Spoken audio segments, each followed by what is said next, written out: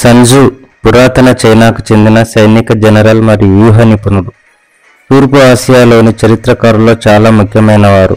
ఆయన క్రీస్తుపూర్వం 544 నుంచి 496 మధ్య జీవించి ఉంటారని సంప్రదాయ చరిత్రకారులు భావిస్తారు. ఆయన రాసిన ద ఆర్ట్ ఆఫ్ వార్ యుద్ధకళ అనే పుస్తకము కాలాతీతంగా ప్రసిద్ధి చెందింది. Napoleon, Mao Zedong, Fidel Castro, Joseph Stalin లాంటి పలువురు యోధులు లెక్కలేనని యుద్ధాలలో రచించిన వ్యూహాలు, సైనిక ఎత్తుగడలు, రణనీతి వీటన్నిటి సమాహారంగా ఉండే ప్రామాణిక గ్రంథం ఆయన రచించిన ద ఆర్ట్ ఆఫ్ వార్. ఈ పుస్తకంలో యుద్ధానికి సంబంధించిన విషయాలన్నింటినీ స్పృశించారు. సైనిక వ్యూహాల్లో ఎవరిని ఎక్కడ ఉంచడం ముఖ్యమైన విషయం నుంచి గూఢాచారుల ఉపయోగం, బలగాలకు చికిత్స, ఓటమిని అంగీకరించే పద్ధతులు ఇలా చాలా ఉన్నాయి. వాటితో పాటు దౌత్య నీతి, ఇతర రాష్ట్రాలతో సంబంధాలు నెరపడం, యుద్ధాల్లో తగాదాల నివారణ కూడా ఉన్నాయి. 25 శతాబ్దాల క్రితం ఈ పుస్తకం రాసిన అందులోని అంశాలన్నీ నేటికి పనికొస్తాయి. కేవలం యుద్ధాలకే కాదు, పోటీ ఎక్కువగా ఉన్న ఏ రంగానికైనా ఈ సూచనలను అమలు చేయవచ్చు. ఉదాహరణకు, ప్రపంచవ్యాప్తంగా ఉన్న వ్యాపారవేత్తలు పోటీదారులను గెలిచేందుకు సంజు వ్యూహాలు అవలంబిస్తున్నారు. నిజానికి ఆధునిక పెట్టుబడిదారి మార్కెట్లలో గెలిచేందుకు ఆయన సిద్ధాంతాలను ఎలా అమలు చేయవచ్చన్న దానిపై సంజు అనుయాయులు పలు పుస్తకాలు కూడా రాశారు. ఈయన సిద్ధాంతాల పట్ల ఆకర్షితులైన వారిలో మేధావులు, చరిత్రకారులు, సంప్రదాయవాదులే కాదు, ఆసియా, ముఖ్యంగా చైనా చరిత్ర, సంస్కృతిపై ఆసక్తి గల అందరూ ఉన్నారు. సంజు అనేకమైన యుద్ధ రీతులను చెప్పాడు ఈ పుస్తకంలో. వాటిలో మనం ఈ విధంగా చర్చించుకుంటూ వెళ్దాం. అతను ఈ విధంగా అంటాడు: పరిస్థితులు సానుకూలంగా ఉన్నప్పుడు మీ ప్రణాళికలు సరిచేసుకోవాలి. అంటే ప్రశాంత పరిస్థితుల్లోనే మీరు యుద్ధానికి అన్ని సిద్ధం చేసుకోవాలి అని అంటాడు. యుద్ధం అనేది అంతా ఒక మోసం మీదనే ఆధారపడుతుంది అని అంటాడు. అందువల్ల దాడి చేయగలిగినప్పుడు మనకు సామర్థ్యం లేనట్లు మనం శత్రువుకు కనిపించాలి. మన దళాలను ఉపయోగించేటప్పుడు కూడా మనం నిష్క్రియగా ఉన్నట్లు కనపడాలి. మనం దగ్గరగానే ఉన్న శత్రువుకు మాత్రం మనం చాలా దూరంగా ఉన్నట్లు నమ్మించాలి. మనం దూరంగా ఉన్నప్పుడు శత్రువుకు దగ్గరగా ఉన్నామనే భ్రమ కలిగేటట్లు చేయాలి అని అంటాడు. శత్రువును ఊరించడానికి ఎరలు సిద్ధంగా ఉంచుకోవాలి. కపటోపాయంతో బోల్తా కొట్టించాలి అని అంటాడు అతడు తన పుస్తకంలో. అతడు అనగా శత్రువు అన్ని చోట్ల సురక్షితంగానే ఉంటే ఎదుర్కోవడానికి సిద్ధంగా ఉండండి. అతడి శక్తి చాలా ఎక్కువగా ఉంటే అతడి నుండి తప్పించుకోండి అని అంటాడు. మీ శత్రువుకు త్వరగా కోపం వచ్చేటట్లయితే అతన్ని రెచ్చగొట్టండి అని అంటాడు. బలహీనంగా ఉన్నట్లు నటించండి, అప్పుడు అతని గర్వం పెరుగుతుంది. ఇంకా అతడు విరామంగా ఉంటే అసలు విశ్రాంతి ఇవ్వవద్దు. అతడి సైన్యం ఐకమత్యంగా ఉంటే వాళ్ళను విడగొట్టండి. అతడు సిద్ధంగా లేనప్పుడు దాడి చేయండి. మీరు వస్తారని ఊహించిన చోట కనిపించండి. మీ దగ్గర ఉన్న ఆయుధాలు విజయాన్నిచ్చేవైతే వాటిని బయట పెట్టవద్దు. యుద్ధంలో గెలిచే సైన్యాధ్యక్షుడు నిజానికి లెక్కలన్నీ తన బుర్రలోనే వేసుకుని అక్కడే యుద్ధం చేస్తాడు. అదే ఓడిపోయే సైన్యాధ్యక్షుడైతే గెలవడానికి చాలా ఎక్కువ లెక్కలు వేసుకొని ఓడించడానికి తక్కువ వేసుకుంటాడు. సుదీర్ఘమైన యుద్ధాల వలన ఒక దేశానికి ప్రయోజనం కలిగినట్లు మాత్రం ఎక్కడా ఉదాహరణలు లేవు అని అంటాడు. తెలివైన సైన్యాధిపతి శత్రువు ఆశలను కొల్లగొడతాడు. శత్రువుకు చెందిన ఒక బండి సరుకులు తన వద్ద ఉన్న 20 బండ్ల సరుకులతో సమానంగా భావిస్తాడు. బందీలుగా పట్టుకున్న సైనికులతో దయగా మెలగండి అంటాడు. సైన్యాల నాయకుడు ఆ దేశ ప్రజల తలరాతల మధ్యవర్తి అవుతాడు. దేశం శాంతియుతంగా ఉండాలా లేదా కష్టాల్లో మగ్గిపోవాలా అనేది అతడి మీదనే ఆధారపడుతుందని అంటాడు. అన్ని సందర్భాల్లోనూ యుద్ధం చేసి విజయం సాధించడం మాత్రమే అద్భుతమైన గెలుపు కాదని అంటాడు. పోరాడకుండానే శత్రువును జయించడం అద్భుతమైన గెలుపు అవుతుందని అంటాడు. శత్రువుల వ్యూహాలను ఛేదించడం సైన్యాధిపతి అత్యున్నత లక్షణం. శత్రువుల దళాలు అన్నీ ఒకచోట కలవకుండా నిరోధించడం ఆ తర్వాతది. రణరంగంలో శత్రు సైన్యం మీద దాడి చేయడం ఆ తర్వాత వస్తుంది. చుట్టూ గోడలతో ఉన్న నగరాన్ని చుట్టుముట్టడం అన్నిటికంటే ఘోరమైన వ్యూహం అని అంటాడు. తన ఆగ్రహాన్ని నియంత్రించుకోలేని సైన్యాధ్యక్షుడు తన దళాలను చీమల దండులా మోహరిస్తాడు. దానివల్ల అతడి సైన్యంలో 3వ వంతు మరణిస్తారు అని అంటాడు. నిపుణుడైన నాయకుడు ఎప్పుడు పోరాడకుండానే శత్రు సైన్యాన్ని అణచివేస్తాడు. నగరాల మీద దాడి చేయకుండానే వాటిని స్వాధీనంలోకి తీసుకుంటాడు. రణరంగంలో సుదీర్ఘ యుద్ధాలు చేయకుండానే వాళ్ళ సామ్రాజ్యాన్ని కూలదోస్తాడు. మన దళాలు శత్రు దళాల 10 రెట్లు ఉంటే వాళ్ళను చుట్టుముట్టండి అని అంటాడు. అదే 5 రెట్లుంటే వారిపై దాడి చేయండి అని అంటాడు. రెట్టింపు మాత్రమే ఉంటే మన సైన్యాన్ని 2గా విభజించండి అని అంటాడు. శత్రువులతో మన సైన్యం సరిసమానంగా ఉంటే యుద్ధం చేయొచ్చు అని అంటాడు. ఒకవేళ కొద్దిగా మనమే తక్కువ ఉంటే యుద్ధాన్ని నివారించవచ్చు అని అంటాడు. అసలు ఏమాత్రం సరిపోకుండా ఉంటే మనం అక్కడి నుంచి పారిపోవాలని అంటాడు. చిన్న దళాలను ఉపయోగించి మూర్ఖంగా పోరాడవచ్చు, కానీ చివరికి పెద్ద దళమే చిన్న వాటిని స్వాధీనం చేసుకుంటుందని అంటాడు. ఇంకా విజయానికి తప్పనిసరిగా కావాల్సిన 5 అంశాల గురించి తెలియజేస్తాడు. అందులో ఒకటిది ఎప్పుడు పోరాడాలో ఎప్పుడు పోరాడకూడదో తెలిసిన వాడే గెలుస్తాడని అంటాడు. రెండవది ధైర్యవంతులైన ధైర్యం లేని సైనికులను కూడా ఎలా నడిపించాలో తెలిసిన వాడు గెలుస్తాడని అంటారు. మూడవది సైన్యం యావత్తు ఒకే రకమైన స్ఫూర్తితో ఉన్న నాయకుడు గెలుస్తాడని అంటాడు. తాను సిద్ధంగా ఉండి శత్రు సిద్ధంగా లేనంత వరకు వేచి ఉండగలిగేవాడు గెలుస్తాడని అంటాడు. సైనిక సామర్థ్యం ఉండి పైవాళ్ల జోక్యం లేని సైన్యాధిపతి గెలుస్తాడని అంటాడు. మీకు శత్రువు గురించి మీ గురించి కూడా తెలిస్తే మీరు 100 యుద్ధాల ఫలితాల గురించి కూడా భయపడాల్సిన అవసరం లేదు.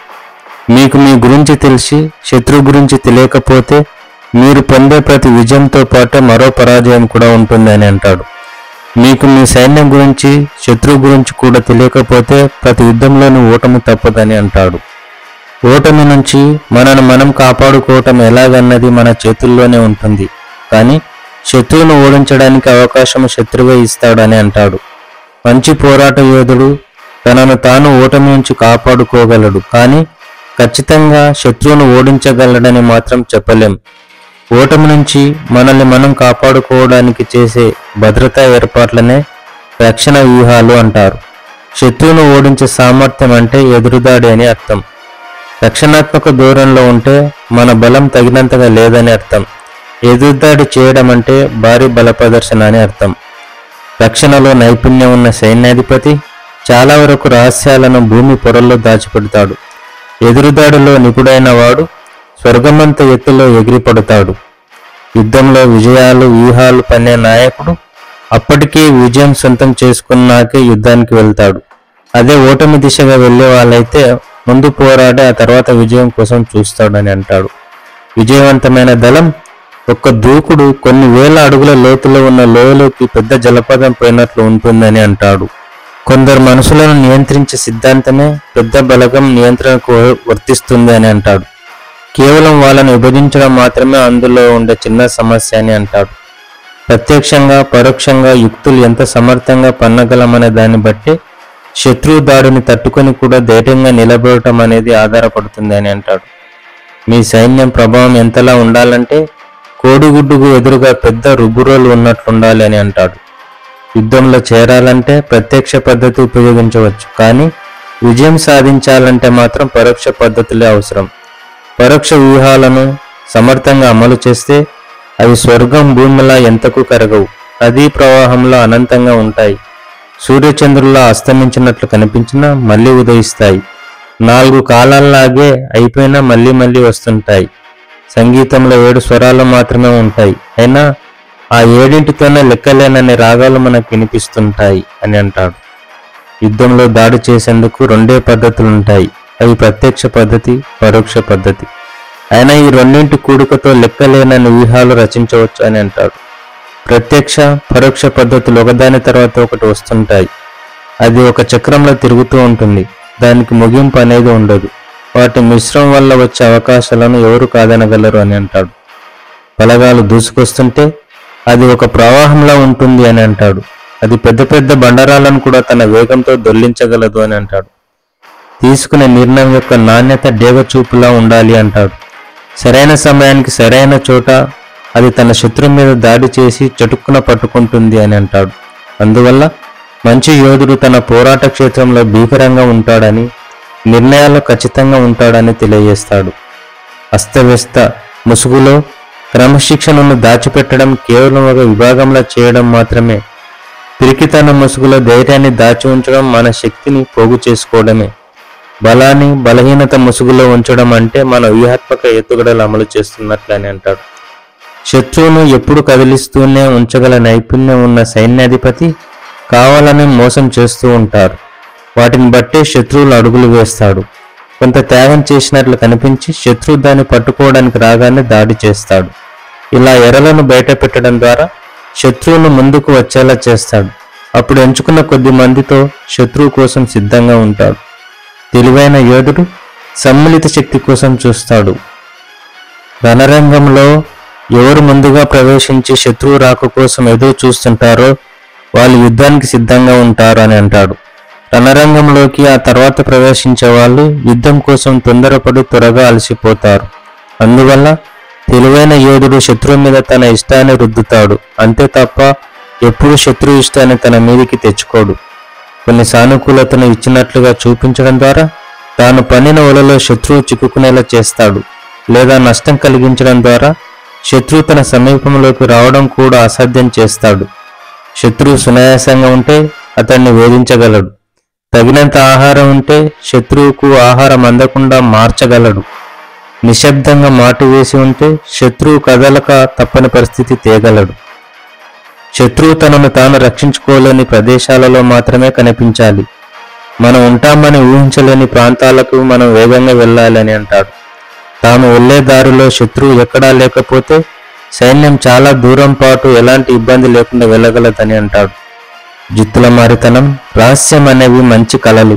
వాటి ద్వారానే మీరు అదృశ్యంగా ఉండటం, మీ మాట వినపడనివ్వకపోవడం ద్వారా శత్రువు తలరాతను మన చేతుల్లో పెట్టుకోవచ్చని అంటాడు.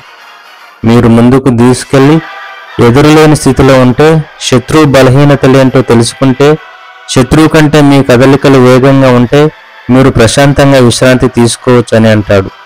మనం పోరాడాలనుకుంటే శత్రువు ఎంతటి లోయల్లో దాగున్నా, ఎత్తులో నక్కి ఉన్నా కూడా అతన్ని రప్పించవచ్చు.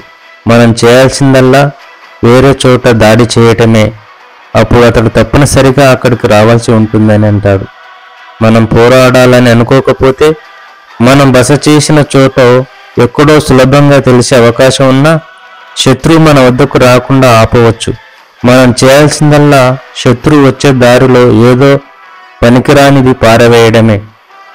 మనం పెద్ద దళంతో చిన్న దళం మీద యుద్ధానికి దిగినప్పుడు మన శత్రువులు ఏం చేయాలో తెలియక బిక్క చిక్కిపోతారు. మనం ఎక్కడ యుద్ధం చేయాలనుకుంటున్నామో ఆ ప్రదేశాన్ని తెలియనివ్వకూడదని అంటాడు. అప్పుడు శత్రువు వేరు చోట్ల దాడికి సిద్ధమవుతాడు. అతడి సేనలు కూడా పలు దిశలుగా విభజింపబడతాయి. అప్పుడు మనం పోరాటం చేయాలనుకున్న చోట ఉండే సైన్యం చాలా తక్కువగా ఉంటుంది. శత్రువు తన సేనను ముందు బలోపేతం చేసుకునే లోపు అతడు తన వెనకవైపు బలహీనపడతాడు. వెనకవైపు బలోపేతం చేసుకోవాలనుకుంటే ముందు బలహీనపడతాడు. ఎడమవైపు చూసుకుంటే కుడివైపు చూసుకుంటే ఎడమవైపు బలహీనమవుతాడు. అన్ని వైపుల దళాలను పంపితే అన్ని చోట్ల బలహీనం అవుతాడని అంటాడు. రాబోయే యుద్ధ సమయం, స్థలం తెలుసుకోవడం ద్వారా మనం సుదూరం నుంచే యుద్ధం మీద దృష్టి పెట్టగలమని అంటాడు. శత్రువు అంకెల్లో బలవంతుడైనా యుద్ధం చేయకుండా అతడిని మనం నిరోధించవచ్చు అని అంటాడు. ముందుగానే అతడి ప్రణాళికలను పసిగట్టడం, అతడి విజయానికి దూరం చేసే అంశాలు తెలుసుకోవడం ద్వారా ఇది సాధ్యమని అంటాడు. అతడిని రెచ్చగొట్టి అతడి చర్యలు, క్రియారహిత స్థితుల గురించి తెలుసుకోండి అని అంటాడు. అతడు తన గురించి తానే చెప్పేలా చేయండి అని అంటాడు. అప్పుడు అతడి బలహీనతలు అర్థమవుతాయని అంటాడు. అత్యంత జాగ్రత్తగా శత్రు సైన్యంతో మీ సైన్యాన్ని పోల్చుకోండి అని అంటాడు. దానివల్ల ఎక్కడ మనం బలంగా ఉన్నామో, ఎక్కడ బలహీనంగా ఉన్నామో తెలుస్తుందని అంటాడు. వ్యూహాత్మక ఎత్తుగడల్లో మీరు సాధించగల అతిపెద్ద విజయం మీ ఎత్తుగడలను దాచిపెట్టడం. దానివల్ల గూఢాచార్యం బారిన పడకుండా మీరు సురక్షితంగా ఉంటారని అంటాడు. అవతలి వాళ్ళలో తెలివైన వారి వ్యూహాలు మిమ్మల్ని ఏమి చేయలేవని అంటాడు. ఒకసారి విజయం సాధించి పెట్టిన వ్యూహాన్ని మళ్ళీ అమలు చేయొద్దు అని అంటాడు. పరిస్థితులను బట్టి మీ పద్ధతులను మార్చుకోండి, నియంత్రించుకోండి అని అంటాడు.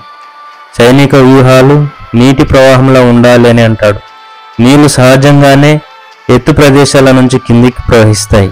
కాబట్టి యుద్ధాల్లో బలంగా ఉన్నదానిపై కాకుండా బలహీనంగా ఉన్నదానిపై దాడి చేయాలని అంటాడు. నీటికి ఒక ఆకారం అంటూ లేనట్లుగానే రణరంగంలో ఖచ్చితమైన పరిస్థితులు అంటూ ఉండవు అని అంటాడు. శత్రువును బట్టి తన వ్యూహాలు మార్చుకోగలిగే నాయకుడు విజేతగా నిలుస్తాడు. అతన్ని స్వర్గంలో పుట్టిన నాయకుడని పిలవచ్చు అని అంటాడు. 5 వస్తువులు నీరు, అగ్ని, చెక్క, లోహం, మట్టి ఎప్పుడూ సమాన బలంతో ఉండవు. 4 ఋతువులు ప్రతిదానికి మారుతుంటాయి. పగలు ఎక్కువగాను తక్కువగాను ఉంటుంది.